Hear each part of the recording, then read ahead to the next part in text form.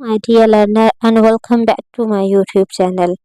As you know, I have read this article in my previous video.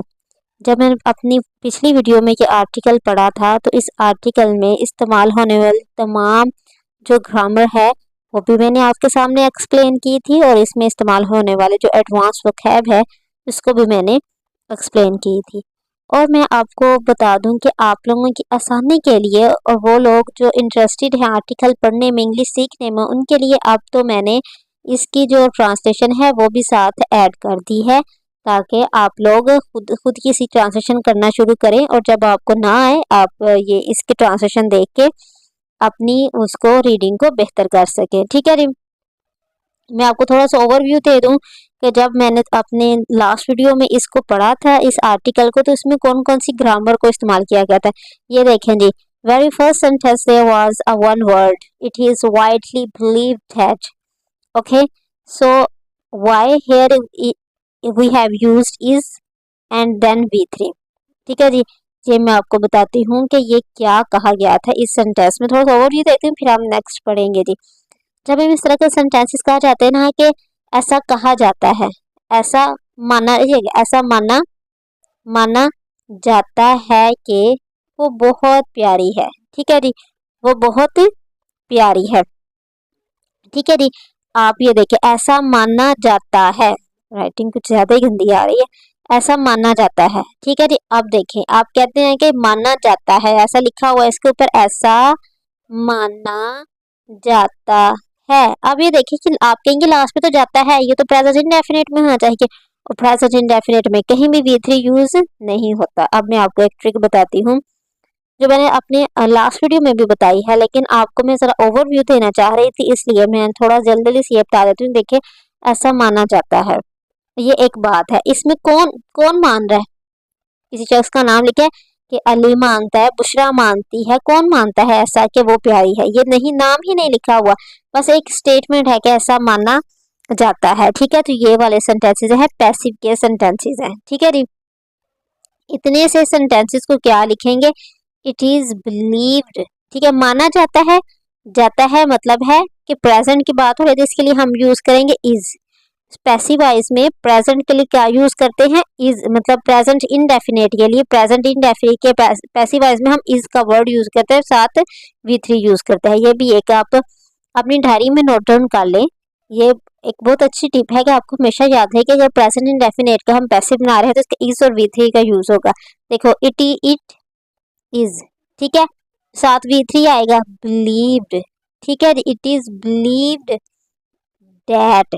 ठीक है, जब that आ गया ना, इट इज ऐसा कहा जाता है कि, ठीक है जी, ऐसा माना जाता है कि डैट आ गया, ये सेंटेंस यहाँ खत्म है, ये सेंटेंस यहाँ खत्म है। इसके बाद हम जो भी सेंटेंस लिखेंगे उसका अलग से सब्जेक्ट और वर्ब होगा। ठीक है जी, she is beautiful, she is beautiful, it is believe that she is beautiful, ये कहा, ये माना जाता है कि वो प्यारी है। ठीक है जी, ये कहा जाता है कि ये घर पुराना है, इट इज सेड दैट, या ये माना जाता है, it is believe that this house is old. समझ आया कि किस तरह ये वाले पैसिव वॉइस के सेंटेंस है, क्यों यहाँ हमने V3 को यूज किया है। ये भी आपको, वो भी मैंने आगे मैंने एक बात की थी कि हैज बीन यहाँ पैसिव वॉइस का नहीं, स्टेट ऑफ बीइंग का है, जो कि हमें हमारा एक्सपीरियंस बताता है। इस बात को समझने के लिए आप मेरी प्रीवियस वीडियो देख सकते हैं। चलें जी, आगे देखते हैं आगे क्या कह रहे हैं।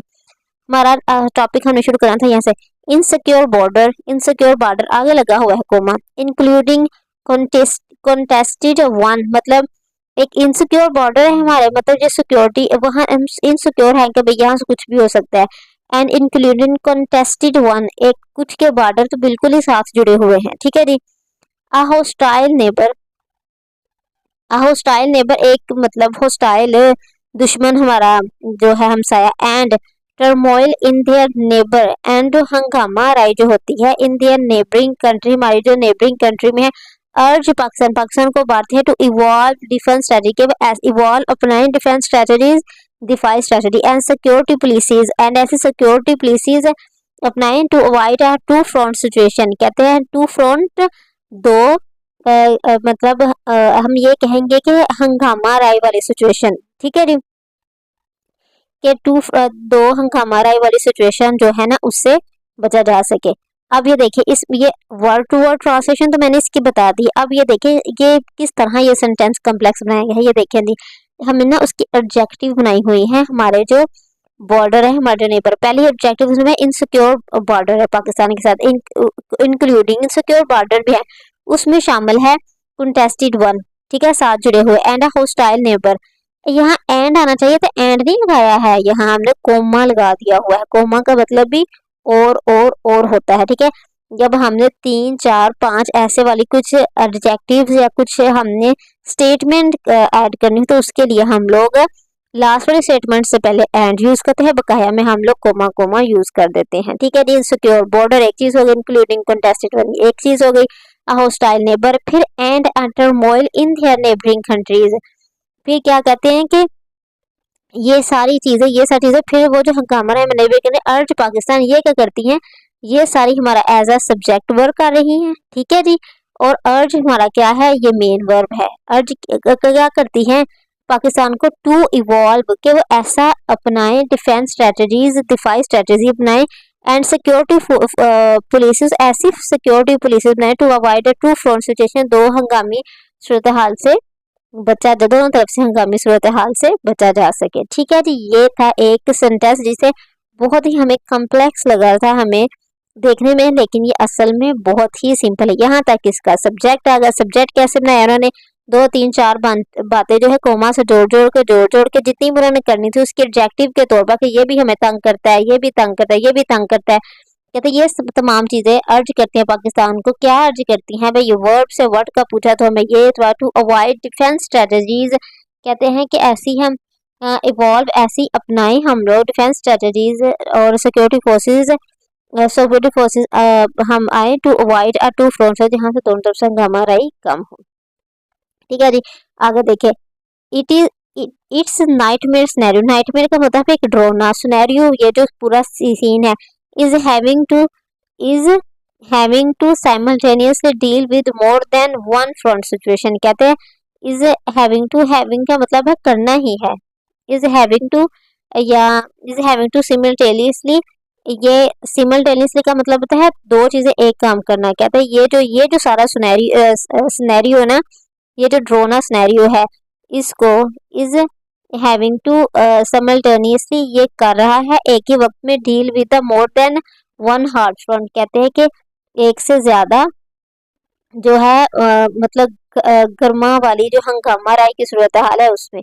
ये देखे जी, ये देखे, ये क्या हुआ था, मैंने पिछले वाले आर्टिकल की भी और इसमें जो अब मैं आपको एक्सप्लेन कर रही हूँ उसकी भी मैंने आपको इसकी क्या कर दी है, ट्रांसलेशन मैंने बता दी है, ठीक है जी।